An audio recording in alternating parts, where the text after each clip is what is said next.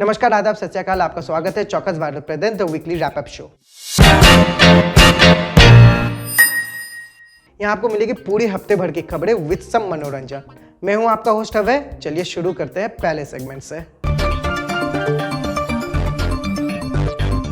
2 जून 2023 शाम 7 बजे 12841 Coromandel express Shalimar station से निकल के चेन्नई के तरफ अप मेन लाइन में बढ़ रही थी। महानगर बाजार स्टेशन पार करते ही वो अपने अप मेन लाइन छोड़ अचानक अप लूप लाइन में घुस गई, वो भी 128 किलोमीटर प्रति घंटे की रफ्तार से। और उसी अप लूप लाइन में लगी हुई थी एक मालगाड़ी जो आयरन ओर से भरी पड़ी हुई थी और 128 किलोमीटर प्रति घंटे की रफ्तार से कोरोमंडल एक्सप्रेस उस लूप लाइन में खड़ी मालगाड़ी से जाके टकरा गई। और इस टकराव के कारण करीब 21 बोगी या कहिए कोचेस डीरेल्ड हो गई, यानी पटरी से उतर गई और पूरे लूप लाइन से लेके अप और डाउन मेन लाइन तक कोचेस छिटकते चली गई। और उसी समय डाउन मेन लाइन से गुजर रही थी 12863 हावड़ा यशवंतपुर सुपरफास्ट एक्सप्रेस। और जो कोरोमंडल एक्सप्रेस की 21 कोचेस थी उनमें से एक कोच जाके यशवंतपुर एक्सप्रेस के आखिरी 3 कोचेस से टकरा के उन्हें भी डीरेल्ड कर दी। और इस भीषण हादसे के कारण करीब 280 लोगों की जान गई और करीब 1100 लोग जख्मी हो गए। और इन सब में सबसे दुखद वीडियो वो था जब एक पिता अपने बेटों को लाशों के ढेरों के बीच ढूंढ रहा था। दादा किसे ढूंढ रहे हैं आप? लड़का भाई। लड़का कौन सा ट्रेन में था? कोरोमंडल में। कहाँ से? शालीमार से उठा था? घर कहाँ पे आपका? हमका सुगो मिला बेटा आपको? मिलता नहीं है अभी तक। नहीं मिला? पुलिस को बताया आपने? हाँ, थोड़ा बात कर देना, मेरे को लोग को पता पड़ा दे। मिलता नहीं है। अब यह हादसा इतना बड़ा था कि रेलवे के ऊपर और रेलवे अधिकारियों के ऊपर सवाल जरूर उठाया। और इस हादसे का अब सीबीआई जांच शुरू हो चुका है। अब आपको बताते हैं कि ये सीबीआई जांच होगा कैसे। जैसे आप जानते हैं कि प्लेन में होता है ब्लैक बॉक्स जो प्लेन के एक्टिविटीज और पायलट के एक्टिविटीज को रिकॉर्ड करता है, वैसे ट्रेन में भी होता है डाटा लॉगर जो station activity, train activity, driver activity, इन सब का इंफॉर्मेशन कलेक्ट करके रखता है हर सेकेंड दर सेकेंड। अब इसी जांच से पता लगेगा कि ऐसा हादसा हुआ क्यों, क्योंकि इस हादसे ने 3 सवाल तो उठाए हैं। डीरेलमेंट, ये जो कोरोमंडल एक्सप्रेस के कोचेस थे वो एलएचबी कोचेस थे। ये कोचेस एंटी टेलीस्कोपिक होते हैं, यानी जब टकराते तो एक दूसरे के ऊपर चढ़ नहीं जाते हैं या पटरी से उतर नहीं जाते हैं। इस तरह के कोचेस डिजाइन किए गए हैं और इस तरह के एलएचबी कोचेस कोरोमंडल ट्रेन में लगे हुए थे, तब भी डीरेलमेंट हुआ। वैसे अगर देखा जाए तो 128 किलोमीटर प्रति घंटा के रफ्तार से जा रहा था ये ट्रेन, तो डीरेलमेंट रोकना थोड़ा मुश्किल तो था। तो चलिए अगले क्वेश्चन पर चलते हैं। ये ट्रेन अचानक अप मेन लाइन से लूप लाइन में कैसे घुस गया, जबकि पहले से वहां एक ट्रेन खड़ा था। अब ट्रेन की पटरी बदलने के लिए होता है इंटरलॉकिंग सिस्टम, और इस ट्रेन की पटरी पे जो इंटरलॉकिंग सिस्टम था वो इलेक्ट्रॉनिक था। और इस इलेक्ट्रॉनिक इंटरलॉकिंग सिस्टम का कंप्लेंट फरवरी में भी हुआ है, जहां बताया गया कि इस सिस्टम में एक सीरियस फ्लॉ है। तो इसके बाद भी इसका इंप्रूवमेंट हुआ है या नहीं हुआ है, इसका कोई रिपोर्ट नहीं है। तो अगर इसका इंप्रूवमेंट हुआ है तो हम अपने तीसरे सवाल पर चलते हैं। सैबोटाज, यानी कि किसी ने जानबूझ के ये काम तो नहीं किया, यानी कि सिस्टम से छेड़खानी की हो या इंटरलॉकिंग सिस्टम से छेड़खानी की हो जिसके कारण इस तरह का हादसा हुआ है। और अगर ऐसा हुआ है तो किसने और कैसे किया है और क्यों किया है, ये बात सीबीआई को खोज के पता लगाना पड़ेगा। अब इस 3 सवालों का जवाब तो देना पड़ेगा, क्योंकि इंडिया का आधा पॉपुलेशन इस ट्रेन सिस्टम का इस्तेमाल करता है। अगर लापरवाही हुई है तो क्यों हुई है, अगर सेफ्टी इशू था तो क्यों था, और इतने साल बाद भी हम ये ट्रेन हादसे रोक क्यों नहीं पा रहे हैं। और ये हादसा भी 2 तरह के लोगों को सामने लाया है। जैसे ये हादसा का खबर बालासोर और पूरे महानगर एरिया में फैला, तो इस हादसे के पास के डिस्ट्रिक्ट हॉस्पिटल में जमावड़ा लग गया था, जहां करीब 500 लोग, वो भी यंगस्टर्स, पहुंच गए ब्लड डोनेट करने के लिए विक्टिम्स को। और रात भर में ही 500 यूनिट ब्लड डोनेट हुए हैं। 500 मतलब इतना ज्यादा लोग पहुंच गए थे मदद करने के लिए कि उन वॉलंटियर से बोलना पड़ा कि आप घर जाइए, ब्लड की जितनी डिमांड थी उतनी पूरी हो चुकी है। और भाई हम इंडियंस हैं, इसी तरह तो बढ़ चढ़ के मदद करते हैं।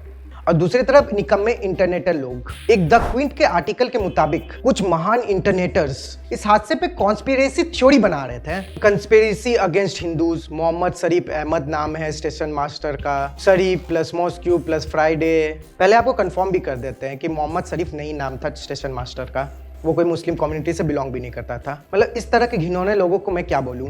मदद तो हो नहीं रहा है, मगर बकचोदी करवा लो इन लोग से। हाँ, घिनौने से एक और न्यूज याद आया। हिंदुस्तान टाइम्स के एक रिपोर्ट के मुताबिक मुंबई के मीरा रोड में एक अपार्टमेंट में एक प्रेमी जोड़ा रहता था। एक था 56 साल का मनोज सानी और उसके साथ रहती थी 32-36 साल की सरस्वती वेदिया। दोनों गीता आकाशदीप अपार्टमेंट में लिव इन रिलेशनशिप में रहते थे। तभी 8 जून 2023 को शाम को करीब 7 बजे उस अपार्टमेंट के लोगों ने न्याय नगर पुलिस स्टेशन में फोन किया और कहा कि इस अपार्टमेंट के रूम नंबर 704 से बहुत ही घटिया बदबू आ रही है। तो इस बात का जांच करने पुलिस पहुंचे उस अपार्टमेंट में और फिर गए उस फ्लैट में, और उस फ्लैट का दरवाजा खोलते ही उन्होंने देखा कि एक महिला के बॉडी पार्ट्स पड़े हुए थे उस फ्लैट में, और ये बॉडी पार्ट किसी और के नहीं बल्कि सरस्वती वेदिया का ही था। पुलिस द्वारा प्रारंभिक इंक्वायरी में ऐसा पता चला कि दोनों मनोज और सरस्वती 3 साल से एक दूसरे के साथ उसी फ्लैट में रहते थे, मगर 8 जून से 3-4 दिन पहले मनोज ने उसी फ्लैट में सरस्वती की हत्या कर दी। और फिर ये दरिंदा यहाँ तक नहीं रुका, उसने एक ट्री कटर खरीदा और उस ट्री कटर से वेदिया के छोटे छोटे टुकड़े कर दिए।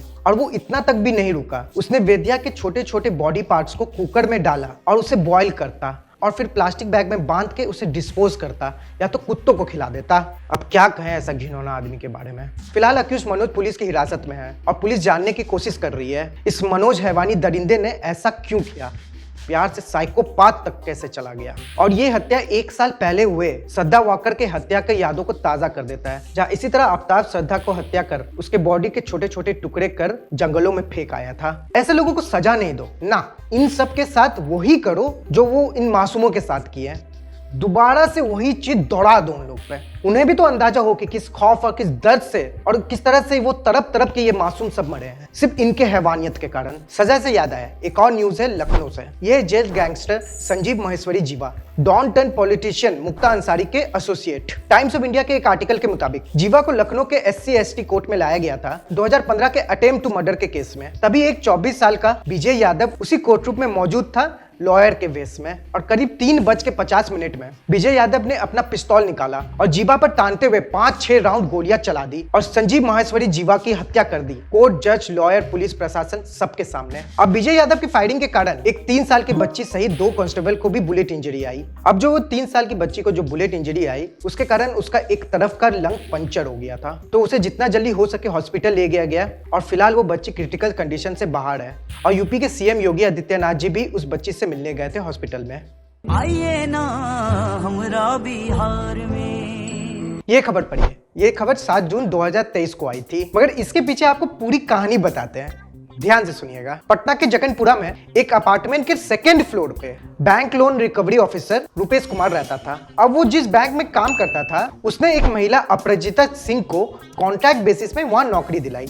नौकरी के समय वादा किया गया था कि 15,000 रुपया महीना मिलेगा, मगर उसे 9,000 रुपया महीना मिल रहा था। तो ये बात अपराजिता रुपेश को बताई, तो रुपेश ने कहा कि अरे चिंता मत करो, मेरे गोदरेज में बहुत पैसा है, मैं दे दूंगा। औरत का चक्कर बाबू भैया, औरत का चक्कर। अब देखिए, जिस अपार्टमेंट में रुपेश और उसका गोदरेज रहता था उसी अपार्टमेंट के 1st फ्लोर पे treasury guard officer Pradeep Kumar भी रहता था। तो अब अपराजिता ने गोदरेज और पैसे वाली बात अपने दोस्त गौरव राज को बताई और फिर उन्होंने प्लान किया कि रुपेश को जाके इस टाइम लूट लेंगे, यानी कि उसके अपार्टमेंट और उसके गोदरेज पर डाका डालेंगे। तो 31 मई को गौरव राज अपने 6 साथियों सहित पहुंच गया वो अपार्टमेंट, फिर पहुंच गया वो रूम और फिर रूम में घुसा और फिर अपना देसी कट्टा दिखाते हुए पूछा, तुम दोनों में से रुपेश कौन है? अब दोनों एक दूसरे को कंफ्यूजन में देखने लगे हैं। अरे कहना क्या चाहते हो? तो फिर प्रदीप कुमार ने बताया चोरों को कि तुम लोग गलत घर पे घुस गए हो, रुपेश का रूम 2nd फ्लोर पे है और तुम लोग 1st फ्लोर पे हो, बताओ। आनंद फानन और कंफ्यूजन में चोरों को कुछ समझ नहीं आया, तो चोरों ने देखा कि सिपाही जी के पास सरकारी पिस्तौल और 12 गोलियां हैं, तो वो वही ले लिए। वाह, क्या गुंडा बनेगा रे तू? आए हैं साजन तो कुछ तो जरूर ले जाएंगे। अब जब ये सब हो रहा था तो रुपेश और उसका गोदरेज पूरी तरह से सुरक्षित था। अब ये चोरी के बाद प्रदीप ने पुलिस थाने में कंप्लेन किया और सीसीटीवी फुटेज और थोड़ा छानबीन के बाद पुलिस ने 7 जून 2023 को 7 चोरों सहित महिला मास्टरमाइंड को पकड़ लिया। क्या गुंडा बनेगा रे तू? हाँ, इसके बाद थोड़ा बदनामी तो हुई है इनकी चोरों के समाज में, जहाँ बिहार के चोर ट्रेन, ट्रैक, ब्रिज सब ले जाते हैं, इनसे घर तक नहीं ढूंढा जा सका। तुमसे ना हो पाएगा। चलिए, इस सेगमेंट के पहले खबर के लिए हम चलेंगे स्वीडन। स्वीडन में ऑफिशियली अनाउंस कर दिया गया है सेक्स एज अ स्पोर्ट। अभी मजा आएगा ना भिड़ो। और पहला यूरोपियन सेक्स चैंपियनशिप खेला जाएगा 8 जून को गोथेनबर्ग में। न्यूज सुना लेने दे। हाँ चलिए बात पूरा करते हैं। स्वीडिश सेक्स फेडरेशन के गाइडेंस के हिसाब से ये गेम 6 हफ्तों तक खेला जाएगा और पार्टिसिपेंट्स को 16 तरह के डिफरेंट सेक्सुअल एक्टिविटीज में जज किया जाएगा। हाँ जैसे oral, body massage, four play. ठीक है तो रुक, बोल लेते पूरा न्यूज फिर चलाते रहना ये। अब देखिए इस गेम में जो जो पार्टिसिपेट करेंगे उन्हें हर दिन 6 घंटों का सेशन मिलेगा। एक इंडिविजुअल को 45 से 60 मिनट तक ये गेम खेलना पड़ेगा और जिसे भी कामा सूत्र का नॉलेज होगा उसे एक्स्ट्रा पॉइंट या बोनस पॉइंट्स मिलेंगे। वहां 3 जजेस होंगे इस कंपटीशन का निर्णय लेने के लिए और इस गेम में ऑडियंस भी होंगे। मतलब आप ये मैच स्वीडन में जाके देख सकते हो। हैं कौन सा चैनल में दिखेगा? ESPN स्पोर्ट में 9 से 12 बजे। साले देखिए कुछ ये ऐसा है कि ये पहला स्पोर्ट होगा जहां ऑडियंस, जज, पार्टिसिपेंट सब घर वापस घुस जाएंगे। हार जीत से तो कोई मतलब भी नहीं होगा। समझ रहे हो? समझ रहे हो आप? समझ रहे हो? और किसी ने कहा है कि पटना जंक्शन के कारण ऐसा हो रहा है। पटना जंक्शन का वीडियो इतना वायरल हुआ तो स्वीडन वालों को समझ आ गया कि कितना ज्यादा व्यूअरशिप है इसका। बड़ा हरामी हो बेटा। चलिए अगली खबर है मुंबई से। हमारे सोर्सेस से पता चला है कि मुंबई में दिखा गया है एलियन, वो भी जादू से मिलता जुलता, और हमारे टीम ने इस वीडियो का जुगाड़ भी किया है।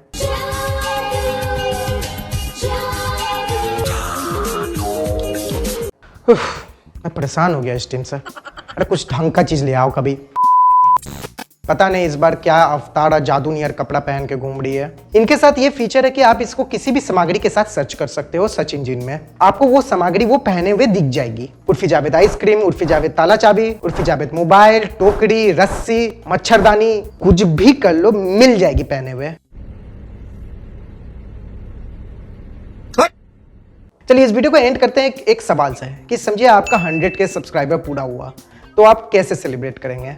केक काटेंगे, छोटा सा पार्टी करेंगे, खुश होंगे। मगर हमारे बिहार के एनवायरनमेंट मिनिस्टर तेजू भैया यानी कि तेज प्रताप यादव ने अपने 100 के सब्सक्राइबर पूरा होने एक बड़ा सा पोस्टर पटना के किसी चौराहे पे लगा दिए। सीरियसली तेजू भैया का स्वैग ही कुछ और है। 1 मिलियन होगा ह्यूमन चेन ना करवा ले हम लोग से। तेजू भैया थोड़ा पेट अंदर कर लीजिए। हाँ